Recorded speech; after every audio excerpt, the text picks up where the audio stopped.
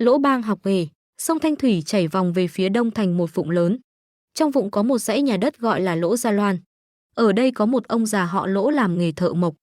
Ông đã 58 tuổi, đi học nghề, theo phường từ năm 18, tính ra đã làm nghề mộc 40 năm dòng. Ông thợ mộc già cần cù làm lụng suốt đời, dựng được 2 dãy nhà đất, một dãy ở phía nam, một dãy ở phía bắc. Tính tình ông cũng hơi kỳ lạ, làm nghề mộc suốt đời mà chẳng nhận qua một học trò.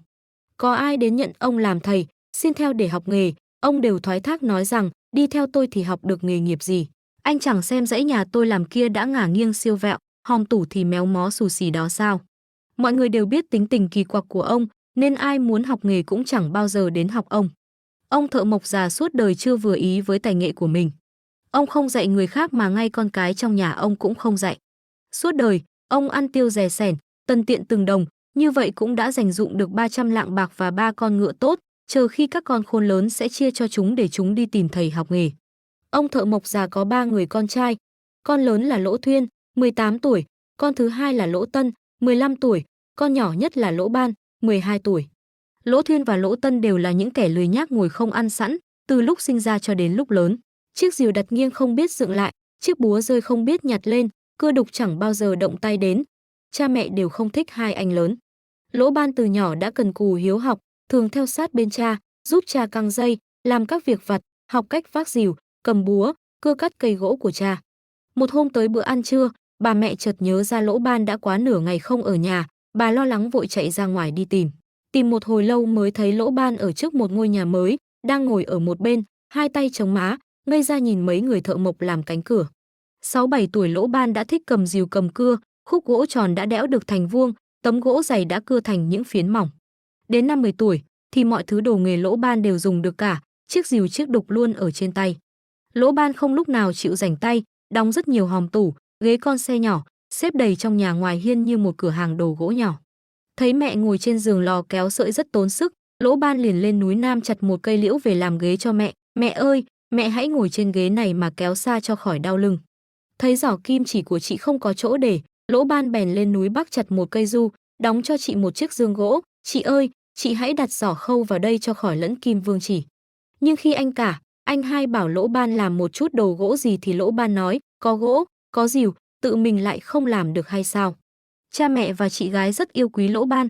Ba anh em trai mỗi ngày một khôn lớn. Một hôm, người cha gọi con cả đến trước mặt nói, con ơi, con đã lớn rồi, không thể chỉ dựa vào cha mẹ mà sống. Nghe lên ba, trai 18 đang lúc nhiều sức lực này, con hãy đi học chút nghề nghiệp gì, hay là học nghề mộc đi. Nhưng cha không dạy cho con được, cha vụng tay, nghề không giỏi, xưa nay chưa hề nhận một người học trò nào. Con hãy mang theo 100 lạng bạc, cưỡi con ngựa lên núi Trung Nam tìm học ông tổ nghề mộc đang ẩn cư ở đó. Ông già chớp chớp mắt nhìn Lỗ Thuyên, quen lười nhác. Lỗ Thuyên nhăn nhó mặt mày chẳng nói chẳng rằng nhận số bạc cưỡi ngựa, lắc lư đi thẳng ra khỏi nhà. Lỗ Thuyên nghĩ thầm, núi Trung Nam cách đây 10 vạn 8.000 dặm, đi đâu tìm thầy mà chẳng được. Hắn cưỡi ngựa, tìm đông tìm tây 3 năm dòng, tiền bạc tiêu hết, ngựa cũng bán, trần trụi quay về nhà. Ông thợ mộc già chẳng nói nửa lời đuổi Lỗ Thuyên ra khỏi nhà. Ông lại gọi Lỗ Tân tới, con ơi, con cũng đã 18 rồi. Con hãy mang 100 lạng bạc, cưỡi con ngựa hay, lên núi Trung Nam tìm thầy mà học. Thế nào cũng đừng có bắt chước như anh con. Ông già chớp chớp mắt nhìn Lỗ Tân. Lỗ Tân ngoác mồm ra khóc thút thít, nhận số bạc rồi uể oải lên ngựa ra đi. Lỗ Tân đi được một đêm một ngày, hỏi thăm thấy nói núi Trung Nam còn cách đây hơn 1 vạn dặm đường, hắn nản lòng. Mặc ngựa đưa đi lang thang suốt 3 năm dòng, tiêu hết số bạc, ngựa cũng bán mất, Lỗ Tân khoác chiếc bao tải quay về. Ông thợ mộc già càng giận dữ, cầm luôn cây gậy bằng gỗ du đánh cho Lỗ Tân một trận rồi đuổi đi. Ông già gọi Lỗ Ban lại, ứa nước mắt, xoa đầu chàng, nói, con ơi, hai anh con không có chút tương lai gì, cha đã đuổi đi rồi. Niềm mong ước suốt đời của cha lần này đều gửi gắm ở nơi con. Con đừng để cho cõi lòng của cha phải chịu băng giá, chớ có làm như hai anh con. Không chờ cha nói hết, Lỗ Ban đã tiếp lời, cha ơi, cha cứ yên lòng. Con đã sắp sẵn tiền bạc, sửa soạn ngựa xong xuôi, chỉ chờ cha cho phép là ra đi. Không tìm được thầy, không học được nghề, con quyết không trở về gặp lại cha nữa. Lỗ Ban từ biệt cha mẹ, lên ngựa phi thẳng về phía tây. Ông thợ mộc già nhìn theo hút bóng con, chùi nước mắt, mồm lẩm nhẩm, chỉ có Lỗ Ban là khá. Lỗ Ban vung roi thúc ngựa, người ngựa mải miết phi nhanh, một ngày đã đi được hơn 300 dặm đường. Lỗ Ban đi được 10 ngày, vượt qua 3.000 dặm đường, đã đi tới tận cùng con đường cái lớn quang đãng. Trước mặt là một trái núi lớn, núi cao dốc đứng, đường quanh co khúc khuỷu mọc đầy gai góc và đá tai mèo. Lỗ Ban buồn rầu gò cương dừng lại. Giữa lúc đó chợt có một ông tiểu phu già từ chân núi đi ra. Lỗ Ban nhảy xuống, dắt ngựa bước lên, chắp tay cúi chào, thưa cụ, núi Trung Nam còn cách đây bao xa? Ông già tiểu phu vuốt râu, chậm rãi nói. Hà, đi thẳng thì còn 6.000 dặm, đi đường vòng thì mất 1.200.000 dặm, nếu muốn tìm đường ngắn nhất thì phải vượt qua được ngọn núi cao này. Lỗ Ban lại hỏi, thưa cụ, cụ có cách nào giúp cháu vượt qua được trái núi lớn này không? Cụ già lắc đầu, núi cao như thế này, leo 1 năm cũng không tới được lưng chừng núi.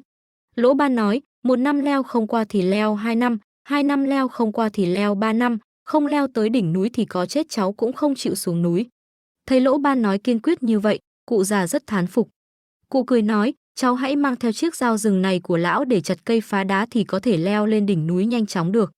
Lỗ Ban sung sướng vô cùng cúi đầu bái tạ cụ già, nhận dao rồi đi lên núi. Ngọn dao nhẹ phạt trên mặt đất, gai góc và đá nhọn đều sạch quang, Lỗ Ban đã mau chóng leo lên được đỉnh núi. Chàng treo dao vào một cây cổ thụ, nhảy lên lưng ngựa đi thẳng theo con đường lớn về phía tây. Lỗ Ban đi 10 ngày nữa, lại vượt được 3.000 dặm đường, tới chỗ tận cùng con đường cái quang đãng. Trước mặt là một con sông lớn chảy ngang qua. Nước sông xám xịt, ném một hòn đá xuống, hồi lâu vẫn không gợn chút bọt nước. Lỗ Ban buồn rầu gò cương đứng lại. Giữa lúc đó, chợt có một chiếc thuyền con từ bờ bên kia trèo sang, trên thuyền có một anh trai trẻ tuổi. Lỗ Ban xuống, dắt ngựa bước lên, cúi đầu vái chào, anh ơi, từ đây đến núi Trung Nam còn bao xa nữa? Anh trai giơ tay chỉ, chà, đi thẳng thì còn 3.000 dặm, đi đường vòng thì còn 6.000 dặm, muốn tìm con đường thuận tiện nhất thì phải vượt qua được dòng sông lớn này. Lỗ Ban hỏi tiếp, anh ơi, anh có cách gì giúp tôi qua sông không? Anh trai chau mày, không được đâu. Sông rộng nước sâu, từ xưa tới nay dòng sông này đã dìm chết không biết bao nhiêu người qua đường rồi. Lỗ Ban nói, không sợ nước sâu trông không thấy đáy, không sợ sông rộng đến tận chân trời. Không vượt qua được dòng sông lớn này thì có chết tôi cũng chẳng chịu quay về. Thấy Lỗ Ban kiên cường như vậy, anh trai cười nói, thôi chú em, hãy dắt ngựa xuống thuyền đi, tôi sẽ đưa chú qua sông. Lỗ Ban qua sông, lại phi nhanh trên con đường lớn. Lướt gió đuổi theo mặt trời 10 ngày nữa, 3.000 dặm đường đã lùi lại phía sau. Lại đi tới chỗ tận cùng con đường lớn. Trước mặt là một dãy núi cao. Lỗ Ban thầm nghĩ, dãy núi cao này là núi Trung Nam chăng? Đỉnh núi nhấp nhô, hàng nghìn con đường nhỏ khúc khuỷu quanh co. Đi theo đường nào lên núi được? Lỗ Ban lại buồn rầu đứng lại. Giữa lúc đó chàng chợt nhìn thấy ở dưới chân núi có một ngôi nhà nhỏ, trước cửa có một bà cụ đang ngồi xe chỉ. Lỗ Ban liền dắt ngựa đi lên, cúi đầu vái chào, thưa cụ, núi Trung Nam còn cách đây bao xa nữa? Bà cụ đáp, đi thẳng thì còn 100 dặm, đi vòng thì còn 300 dặm nữa. 300 ngọn núi, có 300 vị thần tiên, cháu muốn tìm vị nào? Nghe nói vậy Lỗ Ban sung sướng vô cùng liền đáp, cháu muốn tìm vị tổ sư nghề mộc. Chẳng hay phải đi theo đường nào ạ? Bà cụ nói, 999 con đường nhỏ, con đường chính giữa là đường đi đó. Lỗ Ban luôn miệng cảm tạ, rồi bắt đầu đếm từ phía bên trái 499 con đường, lại đếm từ phía bên phải 499 con đường, chàng bước lên con đường nhỏ ở chính giữa, cưỡi ngựa phi thẳng lên núi. Lên tới đỉnh núi, Lỗ Ban chỉ thấy một nóc nhà lồi lõm ẩn hiện dưới rừng cây, lại gần thấy một ngôi nhà nhỏ 3 gian. Lỗ Ban khẽ đẩy cửa bước vào, trong nhà rìu mẻ đục cùn bày la liệt trên mặt đất không còn chỗ len chân. Nhìn lên giường, Lỗ Ban thấy có một ông già đầu tóc bạc phơ đang nằm giang chân ra ngủ, tiếng ngáy vang như sấm. Lỗ Ban nghĩ thầm, ông cụ này chắc là ông tổ nghề mộc. Không dám làm kinh động tới giấc ngủ của thầy, Lỗ Ban lẳng lặng thu những rìu cùn cưa mẻ xếp vào trong một chiếc thùng gỗ, rồi ngồi ngay ngắn trên chiếc ghế dài chờ ông cụ tỉnh dậy. Ông già ngủ rất say, trở mình mấy lần rồi mà vẫn chưa thức giấc. Cho tận tới lúc mặt trời gác núi, ông già mới mở mắt ngồi dậy. Lỗ Ban bước lên, quỳ ngay xuống nền nhà nói, thưa thầy, kẻ học trò này hôm nay đến bái yết thầy, cầu mong thầy thu nhận, dạy nghề cho. Cụ già hỏi, ngươi tên là gì? Từ đâu tới? Lỗ Ban đáp, con là Lỗ Ban, từ Lỗ Gia Loan, cách đây ngoài vạn dặm tới. Cụ già lại hỏi, đi học nghề, tại sao lại tìm đến ta? Lỗ Ban trả lời rành rọt, vì thầy là ông tổ của nghề mộc. Cụ già ngừng một lát rồi nói, ta phải hỏi ngươi một chút đã, nếu trả lời đúng ta sẽ thu nhận, nếu trả lời không đúng thì đừng trách ta không nhận, đến như thế nào thì cứ như thế ấy mà trở về. Lỗ Ban giật mình, nếu hôm nay con trả lời không được, xin thầy để cho ngày mai. Hôm nào trả lời được xin thầy thu nhận cho vào học từ hôm ấy. Có mấy cột cái, có mấy cột quân, có mấy hàng dui, có mấy hàng mè. Lỗ Ban trả lời ngay, một ngôi nhà 3 gian bình thường có 3 cột cái, có 3 cột quân, lớn nhỏ có 20 hàng dui, 100 hàng mè. Từ khi lên năm con đã đếm kỹ.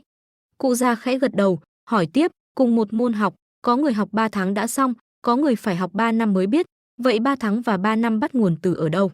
Lỗ Ban nghĩ một lát rồi đáp, 3 tháng học xong nghề, bắt nguồn từ con mắt, 3 năm học xong nghề, bắt nguồn từ lòng mình.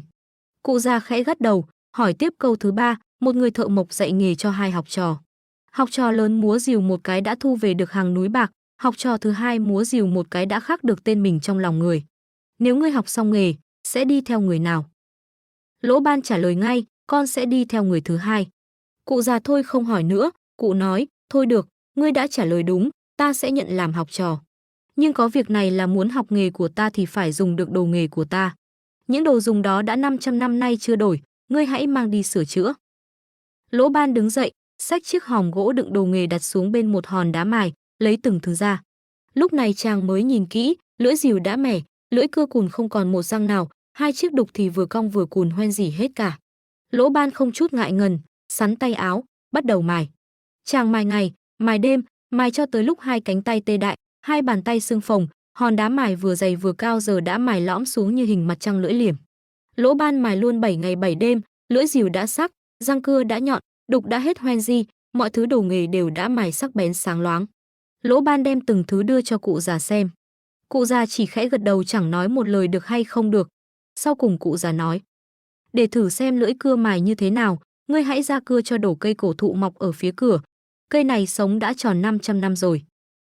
Lỗ Ban vác cưa ra gốc cây cổ thụ. Thân cây lớn 2 người ôm không xuể, ngọn cây cao vút tưởng như chạm tới trời xanh. Lỗ Ban ngồi dưới gốc cây bắt đầu cưa. Chàng cưa vừa đúng 12 ngày 12 đêm mới cưa đổ được cây cổ thụ. Lỗ Ban mang cưa vào gặp cụ già. Cụ già lại nói, để thử xem lưỡi rìu mài như thế nào, ngươi hãy đem rìu ra đẽo cây gỗ này cho thành một chiếc xà lớn. Phải đẽo cho nhẵn nhụi không còn một vết xơ và tròn như trăng đêm rằm. Lỗ Ban quay mình mang rìu đi ra. Rìu vung lên chặt cụt các cành, bóc hết lớp vỏ cây. Đẽo gọt vừa đúng 12 ngày 12 đêm mới xong được chiếc xà lớn. Lỗ Ban mang rìu vào gặp ông cụ. Ông cụ lại nói, chưa xong, để thử xem lưỡi đục mài như thế nào, ngươi hãy đem đục ra đục chiếc xà lớn thành 2.400 lỗ, 600 lỗ vuông, 600 lỗ tròn, 600 lỗ ba cạnh, 600 lỗ hình thoi. Lỗ Ban mang đục ra đục luôn, vụn gỗ bay tả tơi, chàng càng đục càng thấy khỏe ra.